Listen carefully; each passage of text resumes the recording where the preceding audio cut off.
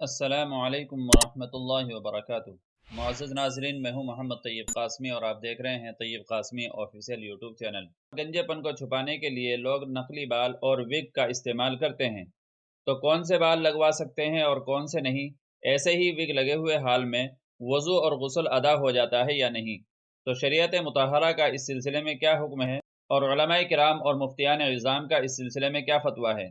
چنانچہ دارالعلوم دیوبند کا فتویٰ دیکھنے سے پہلے میں آپ کے سامنے علامہ یوسف بن نوری ٹاؤن کراچی کا فتویٰ رکھتا ہوں، جو بہت ہی وضاحت کے ساتھ میں تحریر کیا گیا ہے۔ اس کے بعد انشاءاللہ آپ کے پیش نظر دارالعلوم دیوبند کا فتویٰ بھی ہوگا۔ چنانچہ علامہ یوسف بن نوری ٹاؤن سے کسی نے سوال کیا ہے کہ میرے سر کے بال نکل رہے ہیں، میں بال لگانا چاہتا ہوں۔ ایک مولانا صاحب نے بولا اس پر مسح نہیں ہوتا، رہنمائی فرمائے۔ تو علامہ یوسف بن نوری ٹاؤن کی طرف سے جواب دیا گیا ہے۔ جواب بڑے وضاحت کے ساتھ میں دیا گیا ہے، آپ بھی دیکھ سکتے ہیں۔ جواب: سر پر مصنوعی بال لگانے کا حکم یہ ہے کہ اگر یہ بال دوسرے انسان کے ہوں تو ان کا لگانا گناہ کبیرہ ہے، اور انسانی بال لگوانے والوں پر حدیث میں لعنت وارد ہوئی ہے۔ اور اگر مصنوعی بال انسان یا خنزیر کے نہ ہو تو ان کا لگوانا جائز ہے۔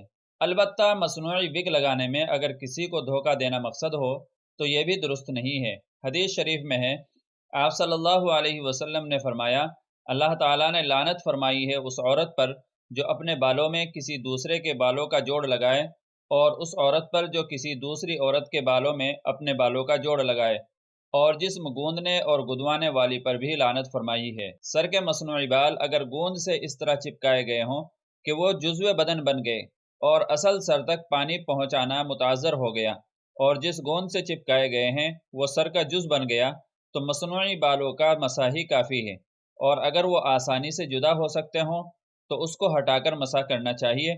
اگر مصنوعی بالوں پر مسح کرنے کی صورت میں سر کے چوتھائی حصے تک پانی کی تری نہیں پہنچی تو سر کا مسح ادا نہیں ہوگا۔ اور اگر کسی انسان کے اپنے ہی بال ایک جگہ سے نکال کر اسی انسان کے سر میں بذریعہ آپریشن اس کی پیوند کاری کر لی جائے، اس طور پر کہ وہ بال اصل بالوں کی طرح جسم کا حصہ بن جائے اور مستقل بڑھیں بھی، تو اس کا حکم یہ ہے کہ اگر کسی نے اس طرح بال لگوا لیے تو اس پر مسح کرنے سے مسح ہو جائے گا، لیکن بال گرنے کی وجہ سے اضافی بال لگوانا ایسی ضرورت نہیں ہے جس کی وجہ سے آپریشن کی تکلیف اور مشقت برداشت کی جائے، اس لیے اس آپریشن سے اجتناب کرنا چاہیے۔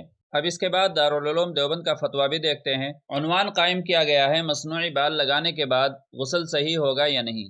کسی نے دارالعلوم دیوبند سے سوال یہ کیا ہے، میں نے کچھ عرصے پہلے مصنوعی بال لگائے تھے گنجے پن کی وجہ سے، اب مجھے پریشانی ہو رہی ہے کہ اس یونٹ کے ساتھ میرا غسل صحیح ہوگا یا نہیں، کیونکہ اس یونٹ کو میرے سر کی جلد پر گوند سے چپکایا گیا ہے، تو اس جگہ تک پانی نہیں پہنچے گا جو جگہ گوند سے چپکی ہوئی ہے۔ براہ مہربانی رہنمائی فرمائیں، جزاک اللہ۔ چنانچہ دارالعلوم دیوبند نے اس سوال کا جواب دیا ہے، بسم اللہ الرحمن الرحیم، آپ کے سر کے مصنوعی بال اگر گوند سے اس طرح چپکائے گئے کہ وہ جزو بدن بن گئے اور اصل سر تک پانی پہنچانا متعذر ہو گیا، اور جس گوند سے چپکائے گئے وہ سر کا جز بن گیا، تو مصنوعی بالوں کا دھونا ہی کافی ہے، اسی سے غسل درست ہو جائے گا۔ واللہ تعالی عالم۔ دارالفتاء دارالعلوم دیوبند۔ تو یہ دونوں فتاوی آپ کے سامنے رکھ دیے گئے ہیں۔